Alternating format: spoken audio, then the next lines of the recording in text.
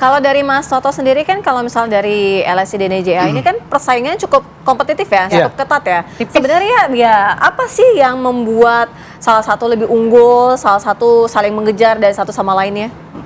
Ya, pertama yang saya harus sampaikan di awal terkait dengan isu penting soal hasil survei dan publikasinya itu biasanya nggak lepas dari dua. Satu, hasil yang berbeda, kedua, hasil yang meleset. Ini dua hal yang berbeda.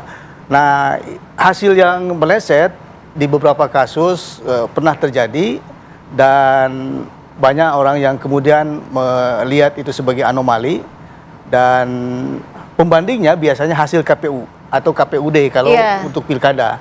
Nah, kalau hasil yang berbeda itu harus dilihat oleh beberapa hal. Misalnya pertama yang selalu dijadikan indikator adalah kapan turun survei itu. Nah, kalau kita melihat hubungan panas dingin kemarin yang sempat terjadi antara Poltreking dengan LSI Saiful ya. Ini saya harus klarifikasi. Jadi ada dua LSI nih. LSI satu lembaga survei Indonesia. Nah, kami lingkaran survei Indonesia DNJA. Ini dua lembaga yang berbeda. Walaupun awalnya dulu bersatu. Sama, Nah, terkait dengan itu kalau saya lihat baik Poltreking maupun LSI-nya sebelah itu Mas Jayadi Hanan ya. Itu memang di periode turunnya kurang lebih sama. Nah, kemudian hasilnya berbeda. Ini yang memang menjadi logis, wajar kalau akhirnya diselesaikan secara organisasi. Dan kemarin hasilnya sudah kita tahu, tinggal silakan Poltreking ngambil sikapnya seperti apa. Nah, kalau dari kami lingkaran survei Indonesia memang hasilnya belum bisa kita bilang siapa pemenangnya. Karena ada margin of error 3,5% ya. Dengan periode turun itu tanggal 16 sampai 22. Jadi dari sisi itu 71,4 dengan 37,4 dengan 37,1. Dari pengalaman kita sejauh masih dalam margin of error kita belum bisa bilang pemenangnya siapa. Tapi apa yang membuat salah satu agak sedikit lebih unggul? Faktor apa? Ya, tentu banyak faktor ya. Yang pasti di kami selalu menyebut hukum besi. Jadi hukum besi orang atau kandidat untuk dipilih itu setidaknya ada dua minimal ya. Satu, tingkat populariti, pengenalan, dan kedua, kesukaan. Calon yang ideal itu berbanding lurus antara pengenalan dan kesukaan. Yang bahaya itu kalau pengenalan tinggi, kesukaan rendah. Masih mending yang pengenalannya rendah tapi kesukaan tinggi. Nah, ini artinya kalau kandidat yang berkategori seperti itu tinggal bagaimana memaksimalkan pengenalan, potensi untuk dipilihnya kuat. Dan kita sudah uji di beberapa kali, kandidat yang di H-3, 4, 5 bulan itu bisa menang, walaupun elektabilitasnya sebelumnya jauh, karena tingkat kesukaan tinggi tapi pengenalan rendah. Begitu masih pengenalan, otomatis elektabilitasnya. Nah, yang ideal pengenalan dengan kesukaan berbanding lurus. Nah, ini kalau yang saya lihat yaitu RK sudah punya modal popularity.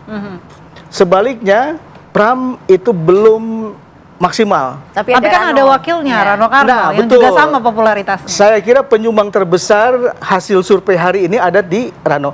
Kalau masif lagi pengenalan Pramnya, ini akan makin naik lagi elektabilitasnya.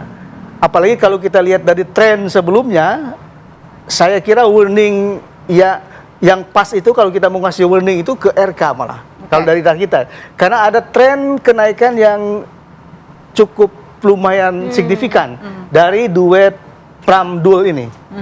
Dari sisi ini saya kira RK harus waspada karena dari data kita dia sudah masuk kategori stagnan itu. Pengenalan sudah tinggi, mentok, tapi hasilnya kurang lebih dari sebelumnya masih kurang lebih di angka 40-an di data kita ya.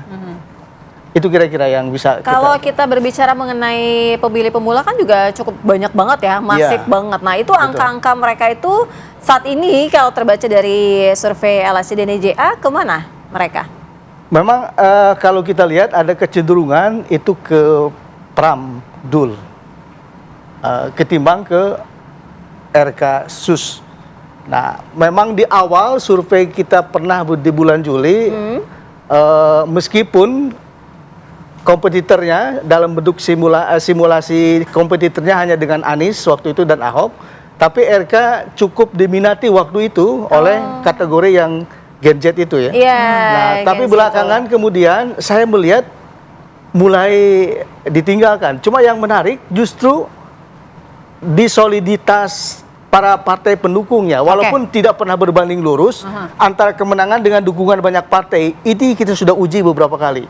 Didukung oleh banyak partai tapi bisa kalah. Oke, baik. Mas Duri, kalau dari Poltreking Indonesia, ini seperti apa? Apakah memang dengan meningkatnya, kan kalau yang paling unggul RK Suswono ya, apa faktornya ini karena memang ada pendukung-pendukung yang juga ini menarik ya untuk kita semak pendukung-pendukung dari Abah begitu, anak Abah juga berlari begitu. Atau sebetulnya ada faktor pendukung lain, pendukung Prabowo Gibran yang juga masif beralih untuk kemudian menuju ke RK Suswono? Iya, betul. Jadi kalau di survei yang dilakukan oleh Poltreking yang kemudian dirilis, jadi memang ada kecenderungan ya anak Abah ya, pemilih Anies Baswedan kepada pasangan RK Suswono. Begitupun dengan pemilih Presiden Prabowo Subianto dan Wapres Gibran Raka Buming Raka, ada kecenderungan lebih kepada pasangan RK Suswono juga. Kalau pemilih Prabowo Subianto cenderung ke RK